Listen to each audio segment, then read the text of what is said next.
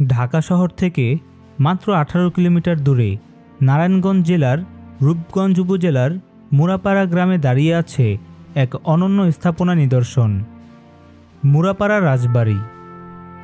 শত বছরের ইতিহাস, জমিদারি, ঐতিহ্য আর অগণিত গল্প জড়িয়ে আছে এই প্রাসাদের প্রতিটি ইট, প্রতিটি দেয়ালে। আজকের যাত্রায় আমরা খুঁজে দেখব এই রাজবাড়ির অতীত, বর্তমান এবং অমর উত্তরাধিকার। মুরাপাড়া রাজবাড়ির ইতিহাস শুরু হয় 17 শতকের শেষ দিকে।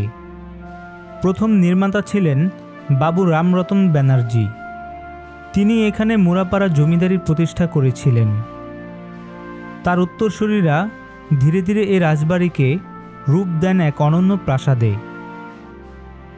1889 খ্রিস্টাব্দে জমিদার প্রতাপচন্দ্র ব্যানার্জি প্রাসাদের পেছনের অংশ সম্প্রসারণ করেন এবং এখানেই বসবাস শুরু করেন।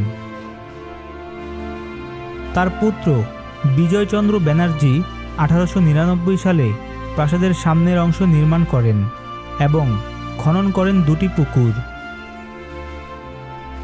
62 বিঘার জমির ওপর বিস্তৃত এই জমিদার বাড়িতেই রয়েছে 95টি কক্ষ।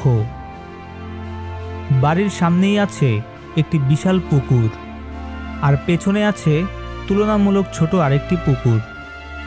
অভ্যন্তরে রয়েছে নাচঘর, কাচারিঘর, ভাণ্ডার, মন্দির ও আস্তাবল। মন্দিরের চূড়া প্রায় 30 ফুট উঁচু, যা এই প্রাসাদের আধ্যাত্মিক গুরুত্বকে এখনও বহন করছে। মূল প্রবেশপথে রয়েছে বিশাল ফটক, আর পাশে দেখা যায় আমবাগান ও 2টি পুরনো মঠ। এখানকার প্রতিটি করিডোরে আজও জমিদার আমলের আভিজাত্য খুঁজে পাওয়া যায়। 1909 সালে প্রতাপচন্দ্র ব্যানার্জির 2 পুত্র জগদীশচন্দ্র ব্যানার্জি ও আশুতোষ চন্দ্র ব্যানার্জি এই প্রাসাদের দ্বিতল ভবন কাজ সম্পন্ন করেন। তাদের হাতে মুরাপাড়া রাজবাড়ি প্রায় এক নতুন রূপ। এ সময় জমিদার বাড়িটি শুধু আবাসস্থল নয়, বরং স্থানীয় সমাজের রাজনৈতিক ও সাংস্কৃতিক কেন্দ্র হিসেবেও পরিচিতি লাভ করে। প্রাসাদের প্রতিটি কক্ষে বাজত সঙ্গীত, চলত নৃত্য আর আড্ডা বসত জ্ঞানীদের।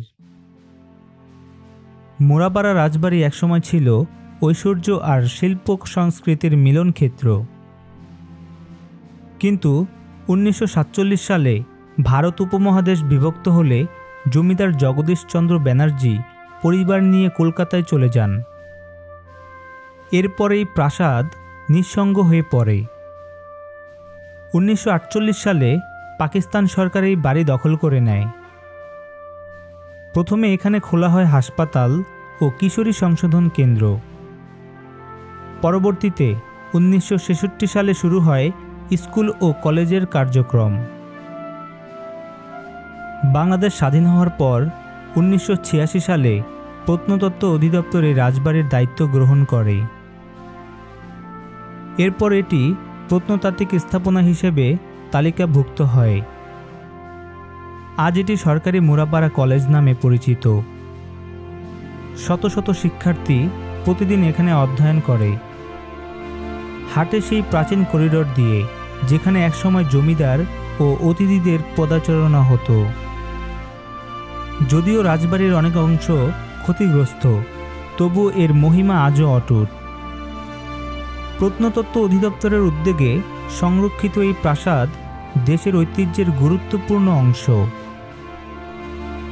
ইটের প্রতিটি ভাঁজে লুকিয়ে আছে জমিদার আমলের হাসি কান্না আর রাজকীয় স্মৃতি। মুরাপাড়া রাজবাড়ি কেবল একটি প্রাসাদ নয়, এটি ইতিহাসের এক জীবন্ত দলিল। সময়, রাজনীতি আর সমাজ পরিবর্তনের সাক্ষী এই স্থাপনা আজও দাঁড়িয়ে আছে তার গৌরবময় অতীতের কথা স্মরণ করিয়ে দিতে। মুরাপাড়ার মাটিতে দাঁড়িয়ে যেন আমরা শুনতে পাই জমিদার আমলের প্রতিধ্বনি, যা আজও অমলিন। এরকম আরও ঐতিহাসিক গল্প জানতে আমাদের চ্যানেলটি সাবস্ক্রাইব করুন। ধন্যবাদ।